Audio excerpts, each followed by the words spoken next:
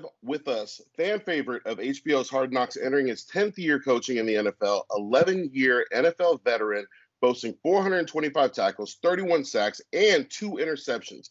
Former defensive lineman coach of the Oakland Raiders and now defensive line coach of the Arizona Cardinals, Coach Brenston Buckner. Coach Buck, how you doing today? I'm doing great. Thank you for having me. Thank you for coming on. I was a big fan of yours when you were a player, a big fan of yours when you were a coach of the Raiders. Obviously, you made a huge impact on the team, on the fans. Tell us a little bit about your time in Oakland. It was great, actually. First of all, getting a chance to coach for a franchise like the Oakland Raiders, one of the pillars, of the NFL, growing up being a Raider fan, having my godfather actually play for the Raiders. And, a lot of my best friends, Chester McLaughlin, my best friend from college, played there, was drafted there. Mo Collins, who was one of my better friends after retirement, played there. So having the chance to wear the silver and black on the sideline, it was a lifetime dream of mine. Yeah, absolutely. And you wore it well. You definitely, being a fan of the Raiders, being somebody who's been around, been around the team, been around the Raider culture, you embodied that spirit. You embodied the true definition of a Raider, and once a Raider, always a Raider. Myself, obviously, my dad played for the Raiders, and so I've been around the team for a while. James has spent a significant amount of time around the team, having family members that have been part of the team, as well as being part of the team himself in the front office. James, you have anything that you like to ask? Well, absolutely, Coach. I mean, we both share something. I mean, my godfather played on the D line. Who was your godfather? Otis Trump. Oh yes. From the University of Mars. University of Mars. That's right. Absolutely. And mine was John Matuzak. So both just absolute, right? Just I learned so much from that man, and just not just off the field, but on the field too. So I mean, just that's an awesome commonality. Yes, it is. And the thing about the Raiders back then, they was just so, like I want to say, they were so feared but glorified. Like, people like, oh, they're scared of the Raiders, but I wouldn't mind wanting to be one. And when Otis would come back home to Columbus, Georgia, and sit around my dad and tell the stories and show off his Super Bowl ring, it was like larger than life. Oh, yeah. It was larger than life, and just growing up and just watching the Raiders and everything they embody. Lyle Alzado, it was always like a band of misfits. Like Al Davis said, hey, I'm gonna go get all the rough players I can get, the ones that people say they don't want, and they're gonna come together and they're gonna create magic together. And and that's what it was. And I even people laugh at me all the time because I'm from South Georgia, and I was a Raiders fan. I remember getting disqualified from the state track meet because I wouldn't take off my Raiders T-shirt. I competed in my Raiders T-shirt and got disqualified, and had to go to the Georgia State board, athletic board, and appeal the decision. Just to win. But that's how big a Raider fan I was, and me and a couple of my buddies. We just grew up. You thought we was from LA or Oakland at the time with the Raider gear that we had.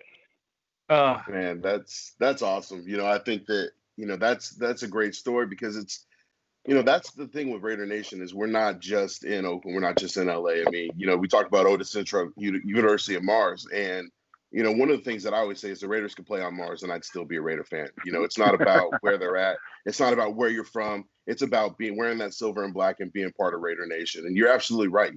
Raider Nation is a band of misfits. We're crazy. We're nutty. We're, the criminal element. Everything that they've said about it is true.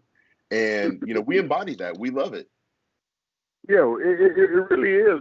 I even remember, because I played across the bay for the 49ers for 3 years. Mm-hmm. And I would, on bye weeks, if the Raiders had a home game, I would go to the Raiders home game and, just hang out at the stadium. And I was friends with Charlie Garner and like I said, Mo Collins and those guys. And it was just something about those Raiders. It was like no matter what year it was. They moved like a they moved like a gang.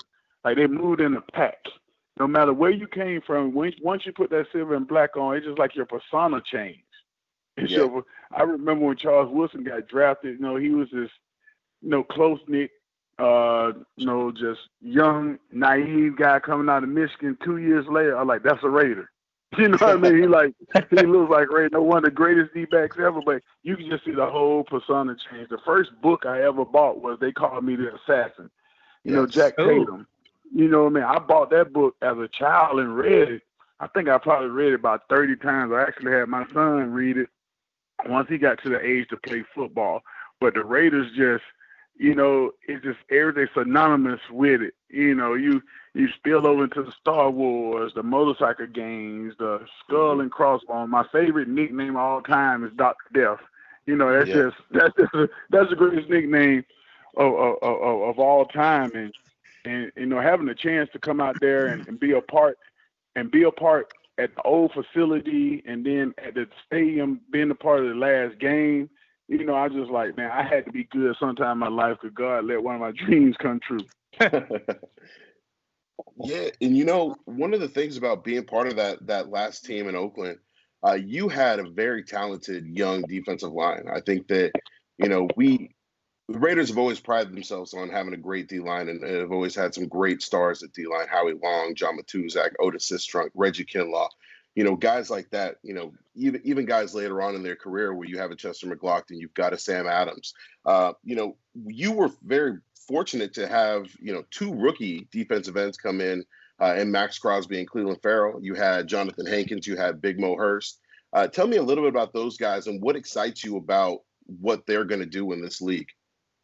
Well, first of all, let's talk about Clee and Max, being two rookies who when I was there, we was trying to redefine the defensive line and get back to the glory days of two guys coming off the edge that fed off one another. Yeah. Cleveland is, I know he got a lot of flack, but it takes time to become a professional football player, craft-wise. But he embodies what it takes: hard work and never complains. Super smart, wanting to be coached. A lot of people get confused with college success and think it's carry over to the NFL. No, it's like learning a brand new language all over again. You know what I mean? It takes some time of making mistakes and getting better. But Clee was a great pick. But Max was that guy that when you saw him film, he's like, he don't look extremely big. He don't do this right, but he is super productive. And you talking about somebody born to be a Raider, that's Max Crosby. Max with 2X. No doubt. He was born to be a Raider. And those two guys right there, I know for me, I fell in love with them in the draft process because of I could just envision them in silver and black and really bringing that defensive line back to where it needed to be. Two young guys that could grow together for the next 6 to 10 years. And you got two cornerstones. But then you throw in Mo Hurst, a guy that we all know his story, could have been a top 10 pick, but what happened at the combine with the little illness, but then the heart issue, he started to come into his own. And Mo is so talented. He's so talented. And he's another one of those Raiders where you see him talk and he's soft-spoken, but then he hits that switch or something happened to him and he turns into an animal. And he's super explosive, but Mo is still, the good thing about those guys are still young. They're still developing. Mo Hurst is going to be a different player 3 years from now because he has so much talent he just hasn't tapped into yet. And he's still growing. And Hankins was a guy, he was a classic Raider get. A guy who made a name for himself in New York, got the big money in Indy. Indy, oh, no, you're not that good. And then he signs on with the Raiders and he recreates himself because he fits. And the thing I like about Hank, even though he looks like just a big nose guard, he's a super athletic, big man who plays hard all the time. And coaching him last year, and I told him, I said, man, don't ever let nobody conform you to just being a space eater. Be a disruptive force in there because that's what you can do. He remind me of I mean, when the Raiders signed Jerry Ball in the early 90s, that's who Hank reminds me of, a bigger version, quick first step, powerful, can rush the passer, but can stop the run. I said, man, you have to be the glue, because he's even though he's only 28, 27, he's the oldest guy of the whole group. I said, and you could be the linchpin to hold this group together, but I'm super excited for where they can go. I was there to help lay the foundation. These guys are going to be so much better this year because they're a year older. They've seen more. They know what to expect, and they got one hell of a coach, Marinelli, coming in. So it's going to be exciting to see what they do. Yeah, no doubt. How about your boys there in Arizona, Coach? I mean, what's got what's lighting the fire there for the D line there in Arizona? The thing here for them is getting back to what it was before I left. It's a young group of guys, who are coming in and trying to rebuild this thing from ground zero. And I tell the guys, just like I told them in Oakland, a lot of people, I use this analogy. Everybody drives through neighborhoods and see pretty houses and talk about the builder. Oh, the architect, the builder was great. The most important person in building the house is the guy that lays the foundation. If that foundation is messed up, is 1 inch off, or the cement doesn't settle right, I don't care how pretty the house is, it's going to collapse. And like I told the guys in Oakland, I might just be here to lay the foundation. And somebody else might come along and build a house. But the foundation, if it's laid right, it can last forever. And that's what we're doing here in Arizona. What gets me excited, these are a bunch of young guys who don't know what they don't know. And, and I come back into a place where I had success, my first coaching job, and I had success here, coaching Calais Campbell, Frosty Rucker, Darnell Dockett, Chandler Jones for 2 years before I got left here. But now I come back in and I can pull from those memories, and those guys respect that, and they're accepting the challenge of being that foundation. And, having a young group, they keep me young, you know what I mean? So I always got to be energetic when I show up to work every day, because they're eager to learn, and they always ask, how'd you do it in Oakland? How did Oakland go, get so good? I they put in hard work. And what we did, we developed a trust. They trust me to know that I was in it for them, and I had to trust them to allow them to be a part of it, of what we was going to do was going to be special. So right now we're building that trust through training camp, and the guys really got me excited because they're chomping at the bit for the season to start. That's awesome. Yeah, that's all. I mean, you talk about Chandler Jones, and I think that Chandler Jones is one of those guys that doesn't get the recognition that he deserves. He's been the top sack leader year over year, year after year. He was phenomenal when he was in New England. He's been phenomenal in lights out in Arizona. He's a top 5 defensive end in my eyes, and he's one of those guys that consistently flies under the radar, under the national publications. And he's a guy that definitely commands a lot more respect.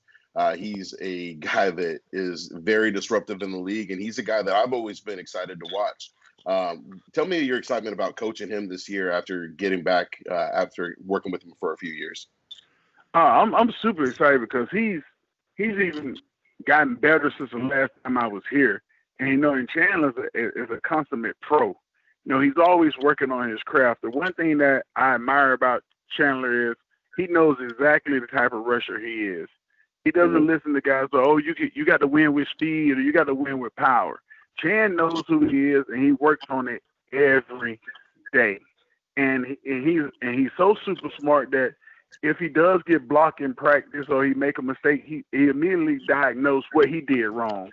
He doesn't go to the point where the offensive lineman blocked me, I got to change. No, he takes so much pride in being a perfectionist. He's like, it's something I had to do wrong. Maybe my footwork wasn't right. My eyes was in the wrong place. But he comes to work, he's always smiling. And he's a kid at heart, but he plays hard. People don't understand. He played the Sam linebacker position last year and had 19 sacks. And the Sam dropped 35% of the time. So, and he's a home run hitter. He don't need a whole bunch of at-bats to get a hit. You know what I mean? He's gonna go 2 for 3 or 3 for 3 every game he goes out there, and that's the great thing about him. And just getting back and catching him in his prime, which I think he's just now hitting. It's gonna be good, but it's gonna be good also because he's gonna make life easier for those young guys. Because he's going to draw the attention. He's going to draw the attention. This is going to allow my young guys to have success early, and then they could be able to carry the load, with him. That's awesome. I mean, I'm going to go right field on this. I mean, out of all the teammates or people in your life, Coach, who was the one person that pushed you to where you got today? Probably all the teammate wise or just life in general. Our life in general was either my dad or my mom. You know what I mean? When I was 9 years old, I told my dad I wanted to be a professional football player. At 9. Couldn't play football because I was too big. But I wanted to be a professional football player, so I was too big for my age group, and he didn't want me to play up, cause I was going to have to play with the 13-year-olds at 9. Yeah. Mm-hmm. So, and when I told him I wanted to be a professional football player, his main focus then was to guide me toward everything I needed, and him, my mom making sure that, she was always at the game. My dad, even when I couldn't play, I got a brand new football uniform and equipment every summer, and he taught me every position. Now, I knew how to snap the ball, I knew how to play offensive line, quarterback, running back, wide receiver, defensive back, and he made me become a fan of the game, because we would sit and watch it, and he would quiz me on, who is this guy? What did he do good? What did he didn't do good? Did you watch this game? And so I got a greater appreciation for the game, so as I played it as a fan, like living the dream.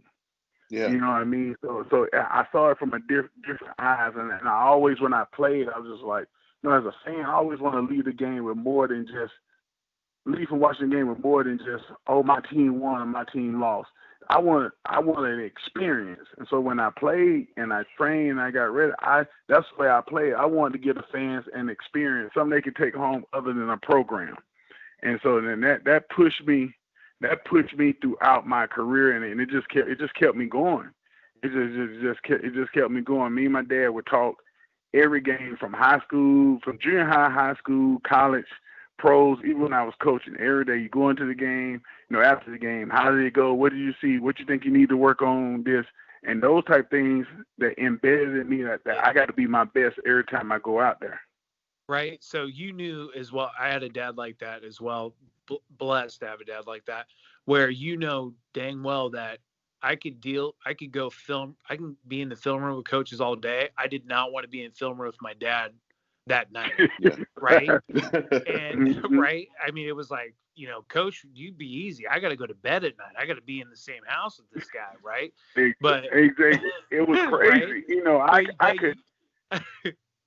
I could have games in high school. I remember having games in high school. I remember I had one game in high school. I had 7 sacks. And, I'm on top of the world.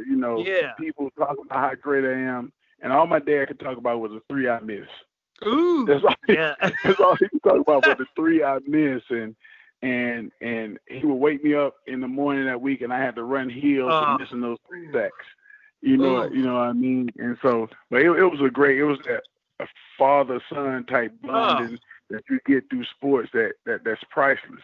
I mean, Jerry Rice has a similar story about, his dad was a mason and used to throw bricks, right? And that's how Jerry created his craft with timing and good hands. But just to retouch on this real quick, the exact same thing you just talked about with your mom and your dad, and that's all laying foundation. And that's the same thing. That's your coaching style. And that's the one thing I think the fans and just the league, we love that. I mean, and ex guys that were in the trench like you, that's that foundation. We love that, Yes, and that's my coaching style. When I got into coaching, I said, what kind of coach I wanted to be. I've been with the guy that was a yeller screamer but didn't care about you. I've been with the guy that was a quiet guy and didn't do anything, and he cared, but he couldn't coach or anything. So I wanted to be a mixture of both. And a lot of people like to say players coach. I don't think I'm a players coach. I think I'm a truth teller. And I tell all my guys, I'm going to be brutally honest with you. If you're doing a great job, I'm going to say you're doing a great job. If you're doing a horrible job, I'm going to tell you you're doing a horrible job. I'm not going to leave any black and white out there. I'm not going to leave anything for guess because, football is a tough sport. Being a professional athlete is a tough sport. I've seen guys on teams just, they just think they're having a great camp and the coach is patting them on the back, and then you get the cuts and this guy's crying. He's sorry because he don't understand because the coach hadn't told him, well, you messed up a couple of days. You should have been doing this better. So when I sat out the coach, I wanted to be truthful with my guys. I want them to know I'm going to be honest with them. And I think you heard me say on the show, it's never about you as person. It's all about your football. Yeah, what I mean? I love my guys. I do anything. Any guy I ever coached could call me right now and say they need anything, and I'm going to break my leg trying to give it to them. But I'm also going to break my leg trying to be totally honest with them too, because that's what I think that we all need. Because for me, it's not about giving you stuff that's going to help you on the football field. I'm trying to help you become a better husband, a better father, a better uncle, a better brother. And it's all built off honesty, because if a person can't trust you, then how can they really love you and be there for you? So I try to build that trust with my guys through just honesty. And I always tell them, if it's ever a day you come in here to work and I'm not giving you enough, be honest with me. Come tell me, or help me, challenge me to be a good coach. Make me go home and watch film and research stuff, because you want to be fed more. And once you get that feeling inside the room, I can say what I want to them. They can say what they want to me. But at the end of the day, we walk out the door, we're like brothers, because we all got family members and we don't all get along. We all say some stuff, that when we're mad or we're trying to make a point. But at the end of the day, we'll stand toe to toe and fight anybody. And that's the kind of culture I try to build inside my defensive line. And I think that's one of the biggest things is building that culture and having those guys that we're going to have your back, and having players that that you're going to go to bat for, and that's your brothers. That I said something on Twitter one day talking about what's going on in the world today, and it really reigns true that if everybody in the world just spent 15 minutes inside of a football locker room, a lot of problems could be solved. Because when you get in the locker room, you get those pads on. It doesn't matter if you're black, white, anything. It doesn't matter. It's a brotherhood. And I think that that's one of the things is we go out there and we fight for people. We fight for our brothers. We fight for the man next to you, right? You always say, look in the eyes of the man next to you, and that's the person you're fighting for. Now, Coach, transitioning a little bit, we talk about the foundations. We talk about, setting that ground. Your son, you've been building a foundation with him, and he's now going to Oregon. How's that looking for him with, everything that's happening with the Pac-12? How are his trainings going? How's that looking out?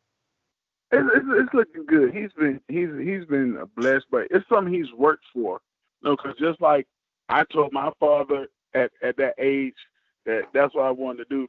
That's what he told me, and I used to tell my wife, I'm never gonna force him to play sports. I want him to come ask me to play sports. And he's going to have to ask me 3 or 4 times, because now I'm going to know he's really wanting to go out there and do the things it is to be good, to be great at it. And that's what he's done. And he's been blessed to play for a good high school here in Arizona, in Chandler High School. And Oregon actually was the first school that offered him. He had other offers, but at the end of the day, he was like, Dad, I'm truly loyal to the person who loved me first. Oregon came in and they showed me love, and from day one, it was like, this is a committable offer. It's going to be here until you say you don't want it. And he went up there a couple of times, and he met the coaches, and he liked the atmosphere. I like the atmosphere there, and it's been great. With COVID and stuff going on, I turned the garage into a gym when everything closed down. So. And I wasn't allowed to go into the building as a coach, so he became my pupil. And so we trained together, we lived, and I was able to work on technique stuff with him because I just practice coaching on him. He practiced getting coached for me, and then the things in Arizona have started to turn around. They're actually formally kicking off their season. Their first game is October the 2nd. They moved everything back, but right now at the high school level, they're practicing and getting in shape. But he's been training the whole year, and he's excited about having his senior year and getting ready to go play. He's a preseason USA Today All-American, and so he's starting to see all this hard work come true. And his whole thing is he's like, Dad, I just want to be better than who I was yesterday.